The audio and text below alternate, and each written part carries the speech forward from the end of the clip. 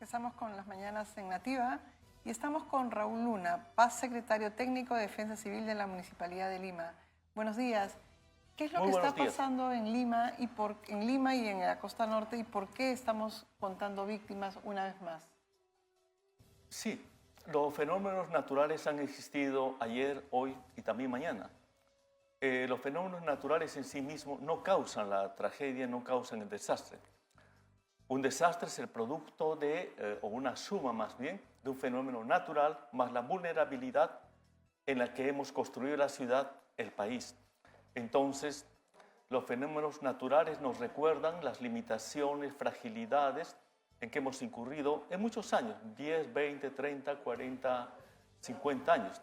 La gravedad, la muerte, los heridos, los damnificados, los afectados, expresan que hicimos malas cosas, lo cual no se reduce solamente a la responsabilidad del gobierno, sino de las empresas privadas, de la sociedad, del conjunto de actores que construimos la ciudad, construimos el país y que somos muy débiles frente a lluvias fuertes, es cierto, son muy fuertes, son muy significativas.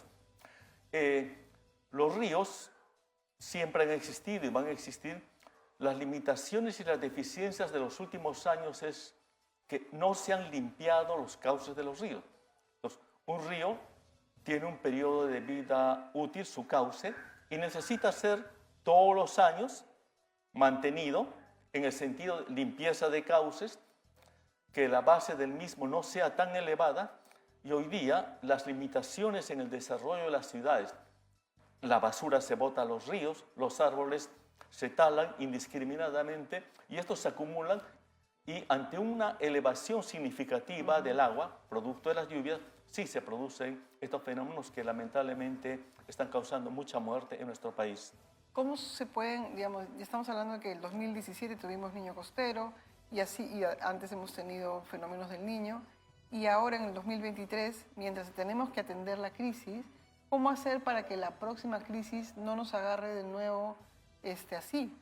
Para que no se vuelva a venir más víctimas, más casas derrumbadas. ¿Cómo se construye mientras se está atendiendo la crisis? Primero comprender, y es fundamental esto, que no existen desastres naturales. Y tampoco es correcto afirmar que la naturaleza es muy fuerte, eso es cierto.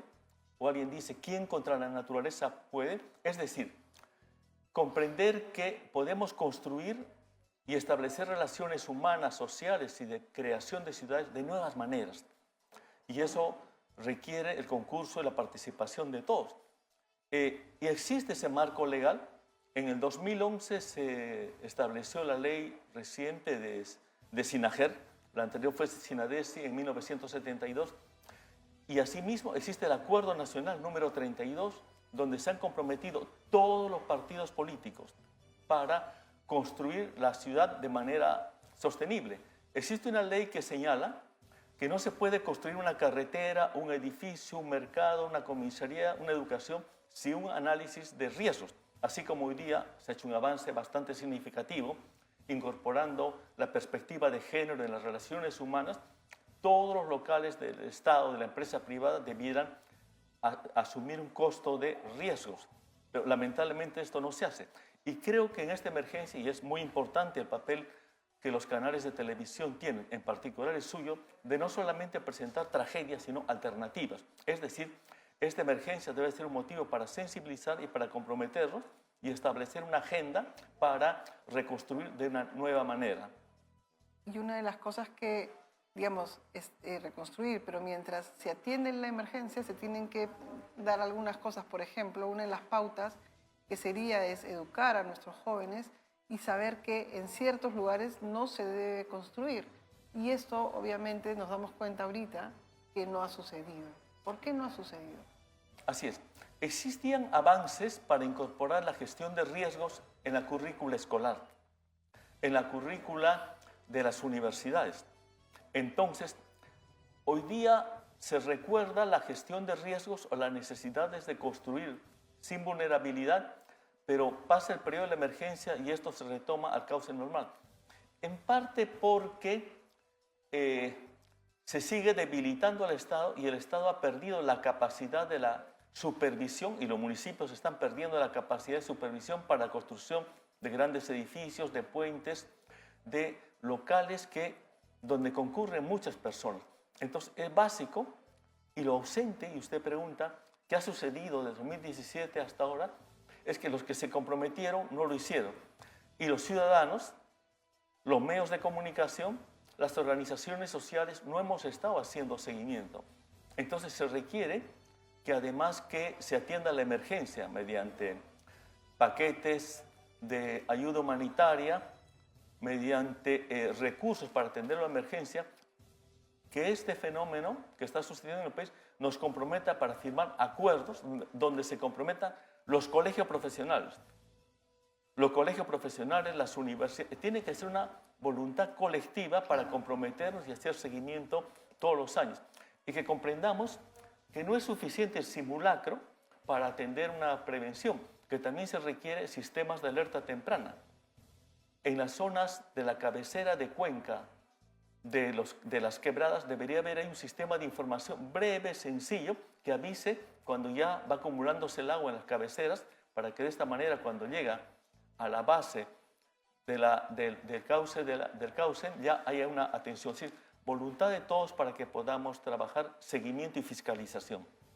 Claro, y otra de las cosas es que ahorita, ¿quién le pone el cascabel al gato? ¿Quién busca las responsabilidades si hemos tenido en los últimos 6 años 5 presidentes, ¿no? ¿Cómo buscar ahorita qué responsable político hay si hemos estado viviendo en una crisis continua, ¿no? Claro, hay 2 niveles. Primero, comprender que el poder ejecutivo es diferente del Estado. La ley está desde 2011 y ahí ningún presidente o presidenta puede modificarla. Lo único que tiene que hacer es aplicarlo. O sea, existe el marco legal. Lo que pasa que anteriormente, digamos, antes de la Constitución del 93, los municipios y los ministerios tenían camiones y también vehículos que hacían limpieza de los ríos. Conforme se ha quitado al Ministerio de Transportes, de Vivienda, de los municipios, el equipamiento, la maquinaria, para darlo a las empresas privadas en alquiler, se ha debilitado la capacidad operativa, ¿no? Yo estuve en el terremoto en campo del 15 de agosto del 2007, ¿no? Y asumíamos desde Naciones Unidas que los municipios y el Ministerio de Transportes tenían su propio equipamiento, pero los municipios, el gobierno regional y el Estado central tuvieron que alquilar a las empresas los camiones para hacer limpieza. Entonces, yo diría que más bien más allá de que si es grave que haya tantos presidentes en tan corto tiempo, lo grave es que el Estado no está funcionando y el Estado se somete a las condiciones de los gobiernos. Entonces, tenemos que hacer funcionar el Estado y no solamente estar sujetos a los vaivenes de los gobiernos que temporalmente están a cargo de nuestro país. Raúl Luna, secretario técnico de Defensa Civil, estuvo con nosotros. Muchísimas gracias por la entrevista.